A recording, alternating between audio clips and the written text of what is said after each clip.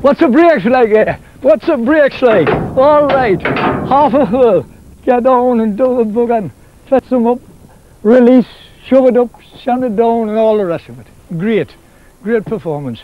Day after day, week after week, month after month, year after year. No bother, no bother. Your bugger used to kick me height for a lad, you know. Kick me height just a bit fun. And you walk like a dog underneath, you know. Underneath the trucks, get under there, and then come back. Do the splits and all sorts some days. You boys gonna know you. Oh, I can just do it. Just do it now.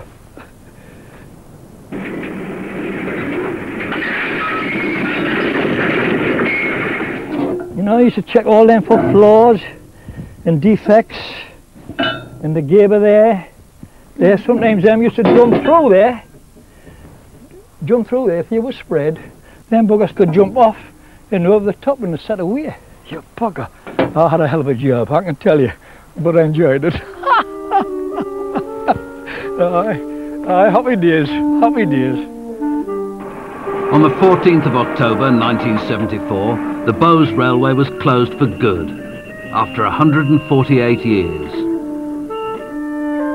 They wouldn't do it now, Bob. They wouldn't do it now when the lads. I don't think they would. No, I don't think so, no. They weren't so daft. No, not so daft now.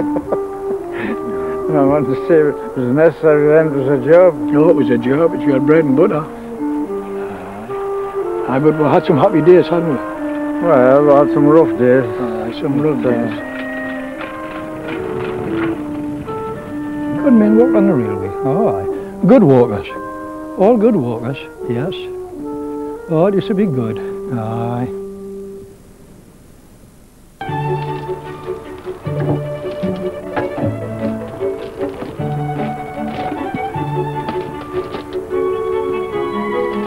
At the end of the last century, designers didn't make daily maintenance easy for the long-suffering engine drivers.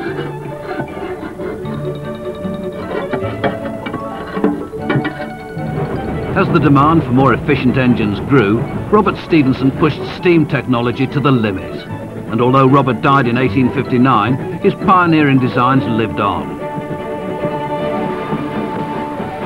The A5 was built in 1883 by the Concert Iron Company. There were a lot of very tight curves at Concert, so it needed to be a very short wheelbase. The overall length of the locomotive is 29 feet. And the wheelbase is only 10'9". All of the wheels are in front of the firebox, which gives this long overhang at the back. Unfortunately, with the short wheelbase and the long overhang, it gives a very rough ride in the cab. The back end sways back and forward like this when you're going round curves. The A5's oiling points were not designed for the faint-hearted. To oil this engine up, you have to get between the frames underneath the boiler. Now there's not a great deal of room there. The oiling is very difficult. To get into the frames, you've either got to get into a pit and reach right up, or you've got to lie along the footplate, get yourself jammed between the footplate and the boiler, and then stretch in and get very long arms to get in with the oil. The designers weren't particularly keen on drivers' comforts.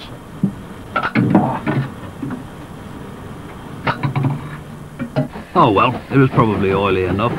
Though some aspects of the A5 were a pain, others were pure pleasure. George Stephenson, he had the idea that you just needed one large tube through the boiler to heat the water up. This is evident in locomotion. Robert Stephenson, his idea was to have a lot of smaller tubes through the boiler, make them as long as possible, and get a lot of heating surface. Now this locomotive, this one has 198 small tubes in, so you can imagine the amount of heating surface you can get off that as compared with only one tube in.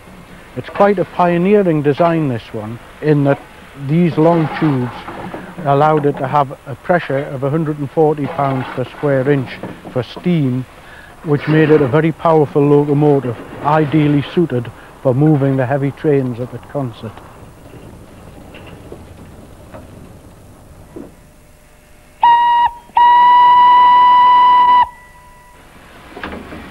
Industrial locomotives were designed mainly for one-man operation.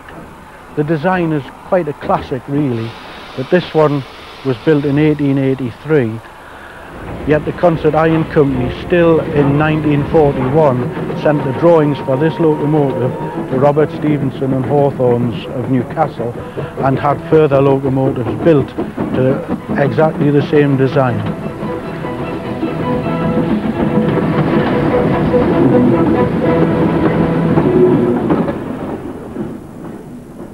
By the start of the 20th century, British coal trains were straining under 230 million tonnes of coal a year.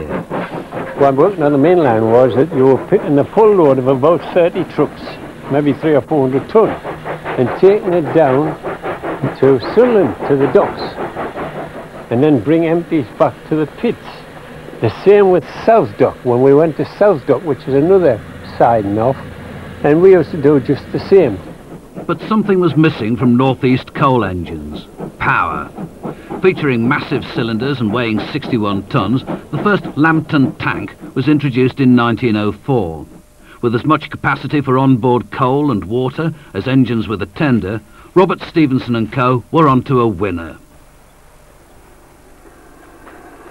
It doesn't take long for Andrew Robertson and Harry Hargrave to relight their memories of working these mainline monsters. All right there, Harry. All right, away. Whistle and go. All right, the board's up. Handbrakes off. There we go. This is the steam brake. We release it to go forward. We have the reversing handle here in the forward position. This is the regulator, and we give it a little gentle pull, and now we are off.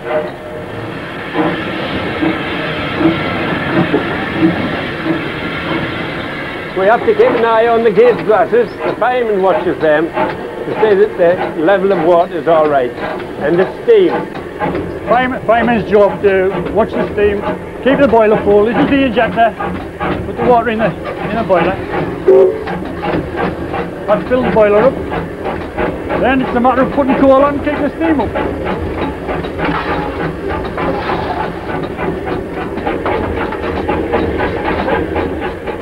Watch your way going there.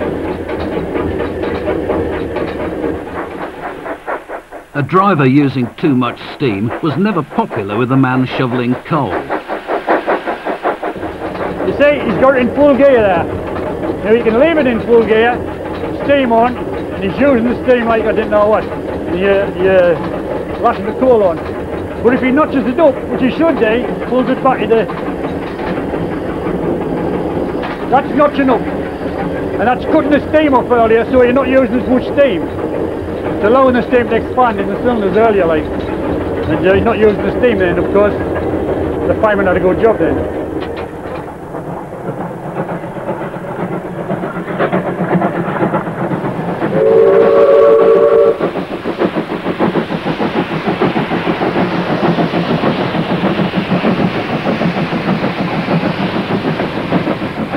We got so used to them that we knew what engine it was by the sound.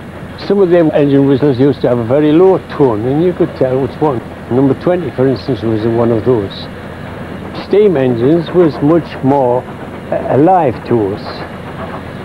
Steam engines had a character about them. You could get the same type of engine, but you had to work it different, fire it different, had a character, and you used to talk to you when you were working them, really, you know, as they were speeding along the rails there. Steam was a powerful thing.